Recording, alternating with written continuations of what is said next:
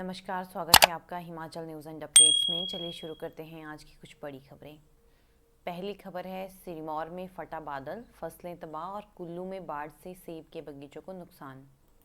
हिमाचल प्रदेश में मौसम विभाग के अलर्ट के बीच भारी बारिश से जगह जगह व्यापक नुकसान हुआ है। जिला सिरमौर की नाहन तहसील में एक गाँव में सोमवार देर रात को बादल फटने से पानी का तेज बहाव आया और ज़मीन बह गई, फसलें भी तबाह हो गई और इसी के साथ मनाली के पहाड़ों पर हल्की बर्फबारी से घाटी में मौसम में ठंडक बढ़ गई है। कुल्लू के बरुआ गांव में नाले में बाढ़ आने से सेब के बगीचों को भारी नुकसान पहुंचा है। सोमवार रात से ही भारी बारिश ने काफ़ी नुकसान पहुंचाया है। भूस्खलन से छोटी बड़ी दर्जनों सड़कें बंद पड़ी है और ख़राब मौसम की वजह से कई भागों में पानी और बिजली की सप्लाई भी प्रभावित हुई है।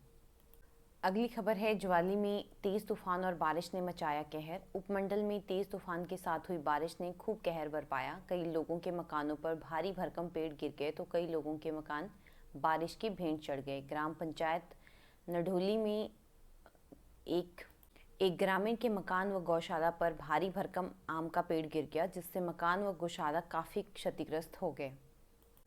अगली खबर है, 8 पंचायतों को मिलेंगी 10-10 लाख। जनजातीय क्षेत्रों की 8 पंचायतें 10-10 लाख रुपए की हकदार बन गई है। इन पंचायतों ने आपसी सहमति से प्रधान चुन लिए हैं और अब इनमें प्रधान पद के लिए चुनाव नहीं होंगे। राज्य चुनाव आयोग की सूची के अनुसार लाहौल स्पीति जिला के केलांग ब्लॉक की 8 पंचायतों में नामांकन वापस के दिन सभी उम्मीदवारों ने अपने नामांकन वापस लेकर सर्वसहमति से प्रधान चुन लिए हैं।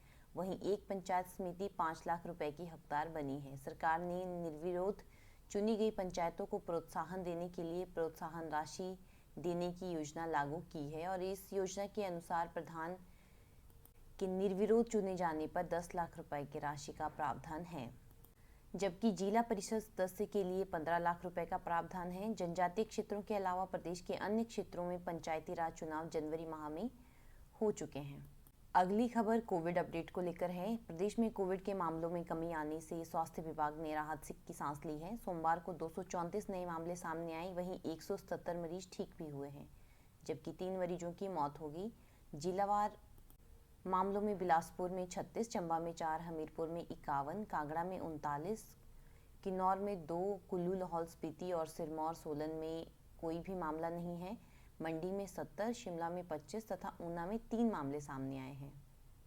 राज्य में एक्टिव केस 1616 रह गए हैं। इसके साथ अभी तक संक्रमण के 2,11,081 मरीज ठीक हो चुके हैं। अगली खबर है, रावी में गिरी कार, दंपति की मौत। चंबा भरमौर एनएच में पर सोमवार को एक कार रावी में गिरने से पति पत्नी की मौत हो गई। पुलिस ने नदी से पति का शव बरामद कर लिया है, लेकिन महिला की तलाश अभी भी जारी है। शव का भरमौर अस्पताल में पोस्टमार्टम करवाया जा रहा है।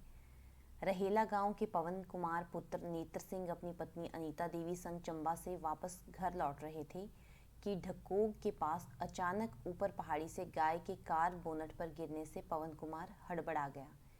इसी हड़बड़ाहट में कार अनियंत्रित होकर खाई में लुढ़क गई और नीचे रावी में जा गिरी। कार को रावी नदी में गिरता देख मौके पर पहुंचे लोगों ने तुरंत पुलिस को सूचित किया। पुलिस ने इस घटना को लेकर सीआरपीसी की धारा 174 के तहत कार्रवाई शुरू कर दी है। डीएसपी हेडक्वार्टर चंबा अभिमन्यु वर्मा ने घटना की पुष्टि की है। अगली खबर है, पीडब्ल्यूडी के 56 जेई की नौकरी पर खतरा।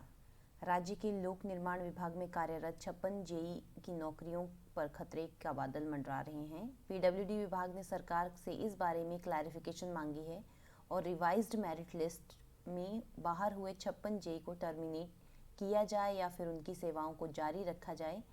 दरअसल पीडब्ल्यूडी विभाग में 123 जेई सिविल के पदों के लिए कर्मचारी चयन आयोग हमीरपुर ने आवेदन मांगे।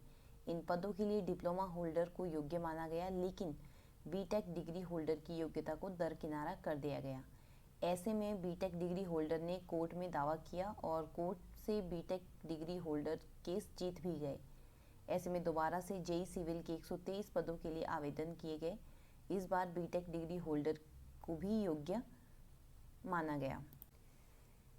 पहली बार क्वालिफाई की गई परीक्षा में डिप्लोमा होल्डर को पीडब्ल्यूडी विभाग ने जेई के पद पर तैनात तो कर दिया था, लेकिन दूसरी बार हुई परीक्षा में पीडब्ल्यूडी विभाग में तैनात 23 डिप्लोमा होल्डर दूसरी मेरिट लिस्ट में क्वालिफाई हो गए, लेकिन 56 डिप्लोमा होल्डर जेई दूसरी मेरिट लिस्ट से बाहर हो गए। ऐसे में अब पीडब्ल्यूडी विभाग असमंजस में है कि इन जेई की सेवाओं को जारी रखा जाए या फिर उन्हें टर्मिनेट किया जाए। वहीं नई जेई की ज्वाइनिंग न होने के कारण लोक निर्माण विभाग का काम भी प्रभावित हो रहा है। जेई के खाली पड़े पदों के कारण कई डिवीजनों में काम प्रभावित हो रहा है। अगली खबर है, हिमाचल में 1690 पदों पर कला और शारीरिक शिक्षकों की भर्ती प्रक्रिया शुरू। हिमाचल प्रदेश के सरकारी स्कूलों में 1690 पदों पर कला और शारीरिक शिक्षकों की भर्ती प्रक्रिया शुरू हो चुकी है। प्रारंभिक शिक्षा निदेशालय ने सोमवार को बैच वाइज और सीधी भर्ती के लिए जिला शिक्षा अधिकारियों को निर्देश जारी किए हैं। जिलावार 870 पद शारीरिक और 820 पद कला शिक्षकों के भरे जाएंगे। इन पदों की सीधी भर्ती के लिए कर्मचारी चयन आयोग हमीरपुर प्रदेश भर में एक ही परीक्षा लेगा।